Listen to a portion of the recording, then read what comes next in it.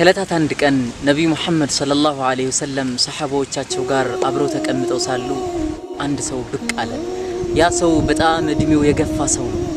እድሜው በመግፋቱ የተነሳ ጸጉሩ በጠቅላላ ጥጥ መስሏል፣ ነጭ ሆኗል። ወገቡ ጎብጧል። አጥንቶቹ በጠቅላላ ፈጠው ይታያሉ። በጣም እድሜው የረዘመ የሆነ ሰው መጣ።